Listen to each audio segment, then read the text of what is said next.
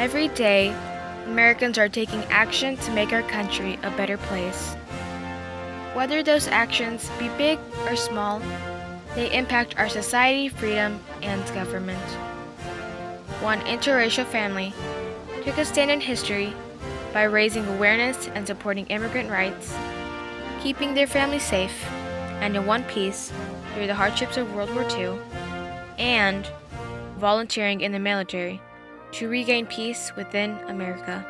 On the dreadful day of December 7th, 1941, at 8 a.m., 200 Japanese aircraft carriers attacked Pearl Harbor.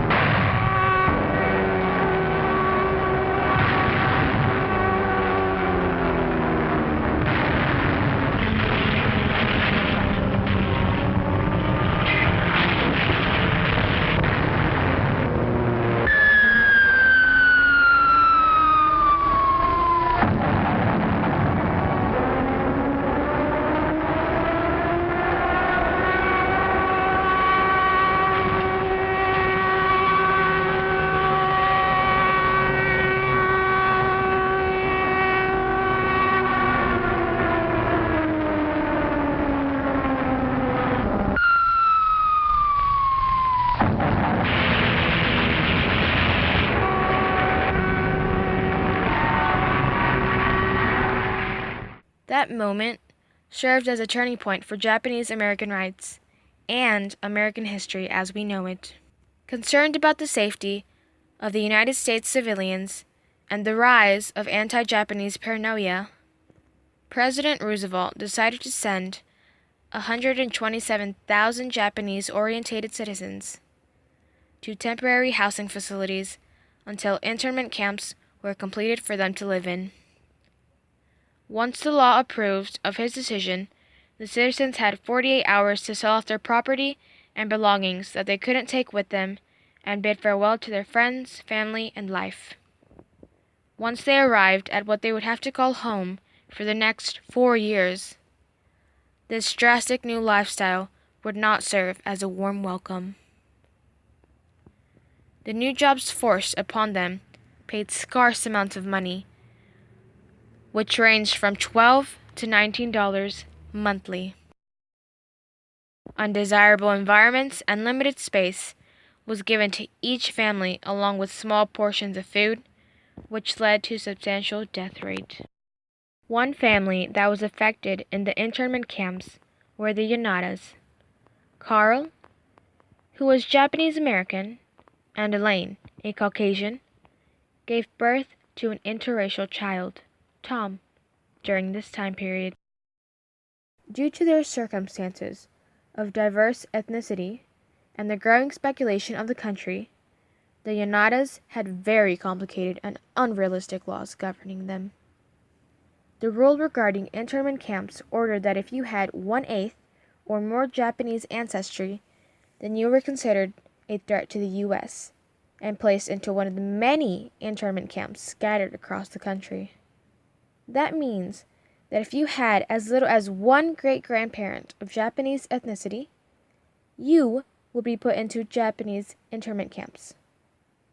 Since Carl was Japanese, making his son 1/2 Japanese, they were both placed in the Manzanar camp that Carl had previously volunteered to help build, leaving out Elaine. While Carl was in the camp, he and many others were threatened by the Black Dragon Society for devoting so much time and effort to assist the United States government. The Black Dragons had a death list, with the Onodas being a priority. During the November of 1942, Carl went to the military to show his loyalty to America, and Tom was left behind. Though the course of time, Tom became ill, so Elaine, after many desperate requests, finally got permission to see and attend her son. While that was happening, the Black Dragons were still tormenting the Onodas, causing lots of stress on the family. After time passed, Onoda was also allowed to bring Tom back home and escape from the Black Dragons' harassment. After leaving the camp, the family was still subjected to death threats by fascist internees. In 1944, Carl wrote leaflets in an attempt to make the Japanese surrender. With the bombing of Hiroshima, the city his mother lived in, and of all the havoc in America, Carl wanted nothing but to end the war. As he wished, the war ended in 1945, and Carl finally returned to his family after serving his duty as a veteran. Although World War II ended, there was another war going on, the War of Equal Rights for all races. For the rest of his life, Onoda would protest for justice, lecture about his personal experience as an Asian American, and create pilgrimages with his wife to Manzanar to make sure that nobody would forget treatment of the Japanese, and to be sure that their rights would never, ever be neglected again. Tom grew up to take after his parents, doing things such as protesting nuclear testing all the way in the Soviet Union. Finally, in 1988, Congress recognized its wrongdoing and apologized with $20,000 to all survivors of the internment camps. Thanks to this courageous family's efforts, the United States government no longer discriminates against race. The Onodas managed to survive the cruelty of war and help shape America into what it is today.